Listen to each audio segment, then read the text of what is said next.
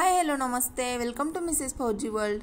तर आजच्या व्हिडिओमध्ये आपण लोखंडी आपल्या नेहमीच्या चपाती भाकरीच्या तव्यावरच डोसा परफेक्ट कसा बनवायचा हे बघतो। या व्हिडिओमध्ये खूप साऱ्या टिप्स आणि ट्रिक्स मी सांगितल्या आहेत, तर व्हिडिओ नक्की शेवटपर्यंत बघा। चला तर मग व्हिडिओला सुरुवात करूया। तर सगळ्यात आधी तवा व्यवस्थित गरम करून घ्यायचा मीडियम टू हाय फ्लेमवर।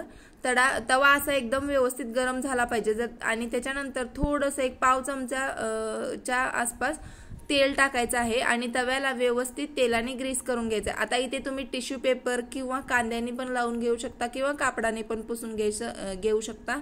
एवढंच की तव्यावरती तेल अजिबात कुठेही राहिलं नाही पाहिजे, फक्त सगळीकडे स्प्रेड करून निघून गेलं पाहिजे। त्याच्यानंतर पाणी टाकायचं आणि डोश्याचं जे पण आपण नेहमी डाळ तांदूळ भिजवून जे बॅटर तयार करतो ना, ते अशा पद्धतीचं थोडंसं लिक्विडी असलं पाहिजे, जास्त पण घट्ट नाही आणि जास्त पण पातळ नको। अशा पद्धतीने मी दाखवले त्याच क्वांटिटी कन्सिस्टन्सीमध्ये पाहिजे।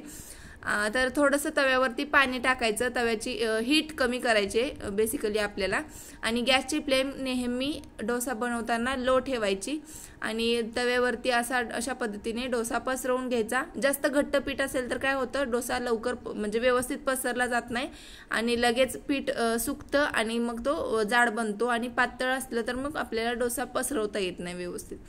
तर अशा पद्धतीने आणि नंतर डोसा पसरवून झाला की लगेचच मीडियम टू हाय फ्लेम करायची आणि डोसा व्यवस्थित भाजू द्यायचा। आणि अशा पद्धतीने जर चिकटत असेल तर तवा फिरवून घ्यायचा, थोडंसं फ्लेम इकडे इकडे करून घ्यायची, सगळीकडे फ्लेम व्यवस्थित लागली पाहिजे। आणि आपले घरातले गॅस छोटे असतात आणि तवा पण छोटा असतो, त्यामुळे शक्यतो छोट्या साईजचेच डोसे बनवायचे गॅसच्या फ्लेमनुसार। आणि त्यानंतर आता दुसरा डोसा बनवताना अजिबात तेल किंवा तूप काही सुद्धा लावायचं नाही, पाणी थोडंसं टाकायचं। जर तुमचा डोसा आधीचा चिकटला असेल तर कापडाने पुसून घ्यायचं आणि त्याच्यानंतर दुसरा डोसा घालायचा। तर तेल घातलं की काय होतं, डोसा आपल्याला व्यवस्थित पसरवता येत नाही आणि ते पीठ असं म्हणजे तुटक बनतं, डोसा व्यवस्थित पसरवला जात नाही। त्यामुळे थोडंसं पाणी टाकायचं, पुसून घ्यायचं जर गरज असेल तर, आणि अशा पद्धतीने दुसरा डोसा पण मी पसरवून घेतलेला आहे। तर आता हा पण थोडासा सेट होऊन द्यायचा मीडियम टू हाय फ्लेमवर, जास्त लो फ्लेम करायची नाही डोसा बनवताना। पटपट आपले डोसे बनवून तयार होतात आणि तुम्ही बघू शकता आपोआप उचलतोय। असं कुठलाही नॉनस्टिक किंवा बेडचा तवा नाही, कुठलाही म्हणजे डोश्याचा स्पेशल तवा असतो तशा पद्धतीचा कोणताही तवा नाही।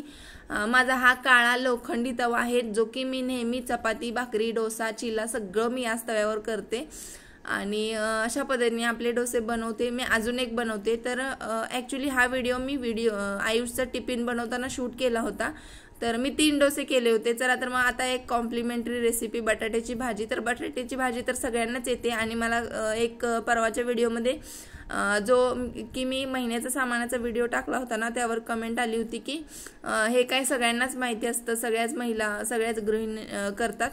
त्यामुळे मग मी कॉम्प्लिमेंटरी थोडीशी थोडक्यात रेसिपी माझी पद्धत सांगते, आणि ती पण मी नवीन जे पण आहेत ना त्यांच्यासाठी मी व्हिडिओ बनवला होता।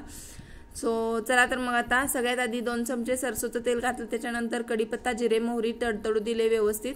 त्यानंतर घातला कांदा आणि बारीक चिरलेली हिरवी मिरची। तर कांदा थोड्या उभ्या स्लाइसेसमध्ये कट करून घेतला होता। कांदा थोडासा भाजून घेतला, त्याच्यानंतर हळद आणि चवीनुसार मीठ टाकून घेतलं, थोडंसं परतून घेतलं। कांदा मिरची व्यवस्थित भाजल्यानंतर त्याच्यामध्ये 2 उकडलेले बटाटे मी कट करून सोलून घेतले होते, ते आता हातानेच फोडून टाकते आणि आता व्यवस्थित मिक्स करायचं आहे हे। आणि माझ्याकडे कोथिंबीर नव्हती त्यामुळे मी कोथिंबीर घातली नाही, तुमच्याकडे असेल तर तुम्ही घाला, खूप छान टेस्ट येते। आणि यामध्ये तुम्ही अद्रक लसूणची पेस्ट पण घालू शकता, मी नाही घालत, आम्हाला नाही आवडत। त्यामुळे चला तर मग आता भाजी आणि डोसा बनवून तयार आहे। व्हिडिओ आवडला असेल प्लीज लाईक शेअर करा आणि सबस्क्राईब करायला विसरू नका। Thanks for watching, bye bye, take care.